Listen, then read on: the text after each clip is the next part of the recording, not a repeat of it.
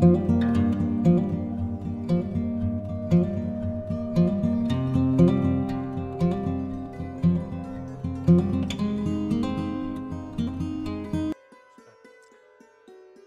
शेतकरी बंधूंनो, मी डॉक्टर कैलास डाखोरे आपण सर्वांचे जानेवारी 2025 या महिन्याच्या पहिल्या हवामान अंदाज आणि कृषी सल्ला विषयाच्या सत्रात आपले सहर्ष स्वागत करतो। आज 3 जानेवारी 2025 आपल्याला जो प्रादेशिक हवामान केंद्र मुंबई येथून प्राप्त झालेला अंदाज आहे मराठवाड्यासाठी, त्यातील जे पुढील 5 दिवस हवामान कसं असेल त्याबद्दल थोडक्यात पाहूया। तर पुढील 5 दिवस हवामान शेतकरी बंधूंनो कोरडं राहण्याची शक्यता आहे आणि पुढील 3 दिवस त्याच्यातले हवामान स्वच्छ राहील आणि 2 दिवस अंशतः ढगाळ राहण्याची शक्यता आहे। परंतु काय होणार आहे की आपला जो मध्य मराठवाड्यातला उत्तर भाग आहे, त्या उत्तर भागामध्ये दिनांक 6 आणि 7 जानेवारी रोजी तिथं धुके राहण्याची शक्यता देखील आहे।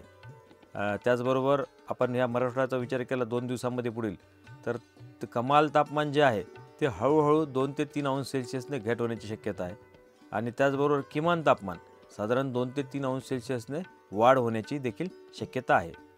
आता विस्तारित अंदाज जो आहे आपला ERFS याच्यामध्ये साधारणतः जो पहिला आठवडा 3 जानेवारी ते 9 जानेवारी तर या दरम्यान आपल्याला मुळीच पावसाची शक्यता नाही आहे। त्यामुळे जे तापमान आहे कमाल तापमान हे सरासरीपेक्षा कमी पण राहणार आहे आणि किमान तापमान देखील सरासरीपेक्षा कमी राहणार आहे।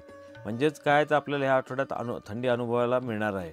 तर त्याच्या पुढचा जो लागून येणारा आठवडा आहे 10 ते 16 जानेवारी 25 यामध्ये आपल्याला पावसाची शक्यता नाही, दोन्ही आठवडे पाऊस नाही आणि कमाल तापमान सरासरीवर राहील तर किमान तापमान हे सरासरी एवढे ते सरासरीपेक्षा कमी राहण्याची शक्यता आहे। एकंदरीत हे 15 जानेवारी 16 जानेवारीपर्यंत आपलं किमान तापमान हे कमी राहण्याची शक्यता आहे। आता आपण पाहूया की पिकामध्ये सध्याच्या परिस्थितीमध्ये जे आपण पूर्व हंगामी ऊसाची लागवड करून जिथे 6 ते 8 आठवडे झाले असेल तिथं साधारणतः 260 किलो युरिया प्रति हेक्टर देऊन पाण्याचं व्यवस्थापन करायचं आहे आणि जिथं नवीन लागवड केलेले ऊस आहे त्या ऊसामध्ये आपल्याला पिकामध्ये आपल्याला खुरपणी करून तण नियंत्रण देखील करायचं आहे। जो खोडकिडीचा प्रादुर्भाव आहे ऊसावर तर त्याच्यासाठी आपल्याला एक साधारणतः व्यवस्थापनासाठी क्लोरोपायरिफॉस असेल 20% किंवा 25 मिली एक आहे आणि त्याच्याबरोबर 10 लिटर पाण्यामध्ये मिसळून फवारणी करायची आणि पांढऱ्या माशीसाठी देखील आपल्याला काही ठिकाणी प्रादुर्भाव आहे शेतकरी बंधूंनो, तर त्याच्यासाठी आपलं डायमिथेट आहे आपलं 30% 36 मिली 10 लिटर पाण्यात मिसळून फवारणी करायची। सध्याच्या परिस्थितीमध्ये पाहतोय आपण हळद पीकसुद्धा आहे प्रामुख्याने हिंगोली, नांदेड, परभणी बऱ्याच अंशी महाराष्ट्रामध्ये, तर त्याच्यामध्ये आपल्याला पाणी व्यवस्थापन करायचं आहे सध्याचं वातावरण बघता। आणि कंदमाशीच्या व्यवस्थापनासाठी आपण सांगितलं होतं की 15 दिवसाच्या अंतराने क्विनॉल्फास असेल 25% 20 मिली किंवा डायमिथेट असेल 30% 15 मिली यापैकी एका कीटकनाशकाची आपल्याला प्रति 10 लिटर पाण्यात मिसळून आलटून पालटून फवारणी करायची आहे। नंतर जिथं उघडे पडलेले कंद आहेत त्याच्यात जसं कंदमाशीची मादी अंडी घालतात, मग त्यामुळे ते उघडे पडलेले कंद देखील आपल्याला मातीने झाकून घ्यायचेत आणि जिथं वेळेवर हळदीची भरणी सुद्धा करून घ्यायची आहे। आता आपण सध्याच्या परिस्थितीमध्ये पाहतोय की प्रतिपादक उपाय म्हणून आपण सध्या क्लोरोपायरिफॉस असेल 50% 50 मिली 10 लिटर पाण्यात याप्रमाणे आवडणीसुद्धा करायला सांगतो। हळदीमध्ये तिसरं पण एक रोगाचा प्रकार आहे करपा, त्याच्यासाठी आपल्याला एक साधारणतः 2 फॉर्म्युलेशन आहेत। एक तर एक्झिक्स्टॉबिन असेल 18.2 किंवा डायफेनोकोनाझॉल असेल 11.4 याचं मिश्रण देऊन आपण याचं फवारणीसुद्धा करू शकता।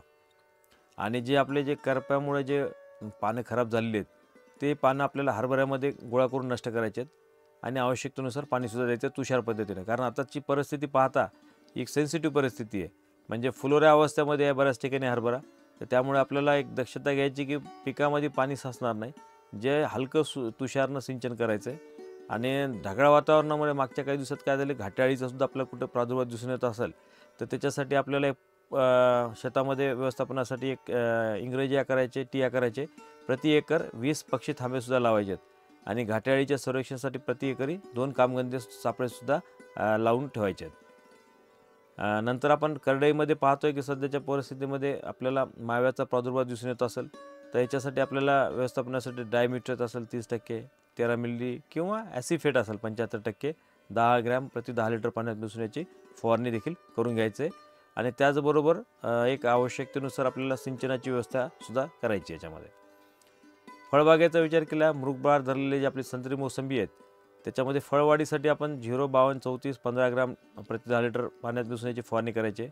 आणि आंबे बहार धरलेल्या ठिकाणी आपल्याला ह्याच बागेमध्ये संत्रा मोसंबीच्या जे वाळलेले रोगग्रस्त फांद्याची छाटणी करून आपल्याला याचे नायनाट करायचं आहे आणि ज्या फांद्यावर आपण बोर्ड पेस्टसुद्धा लावायचं आहे.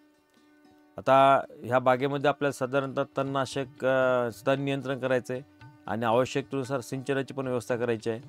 डाळिंबामध्ये फळाची काढणी करून घ्यायची आहे आणि चिकू बागेमध्ये आंतरमशागती करून तिथंसुद्धा आपल्याला पाण्याची व्यवस्था द्यायची आहे. पशुधन जे विशेष करून आताच्या परिस्थितीमध्ये थंडीच्या दिवसामध्ये तर आपल्याला माहीत आहे की विशेष करून शेळी असेल, मेंढी असेल, याचं ह्या थंड वाऱ्यापासून संरक्षण करायचं आपल्याला आणि त्यासाठी आपल्याला निवाऱ्याच्या जागेत ऊब असावी, माफक प्रमाणात हवा खेळती असावी, याचं आपल्याला कटाक्षानं नियोजन करायचं आहे. नंतर जी करड्यांची ह्या पिरियडमध्ये मरतूक टाळण्यासाठी त्यांना उबदार जागेत ठेवायचं आहे आणि मोठ्या टोपलीमध्ये आपल्याला कापडे ठेवून त्याच्यामध्ये पिल्लांना नेऊन ठेवायचं, जेणेपर्यंत थंडीपासून संरक्षण होईल.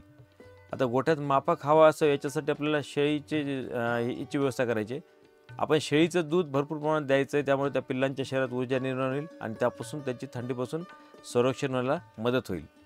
तर शेतकरी बंधूंनो, अशाच हवामान अंदाज आणि कृषी सल्ला आणि विद्यापीठातील वेगळ्या तज्ज्ञांच्या सल्ल्यासाठी आपल्याला VNMKV परभणी या यूट्यूब चॅनलला सबस्क्राईब करायचं आहे. शेतकरी देवभव.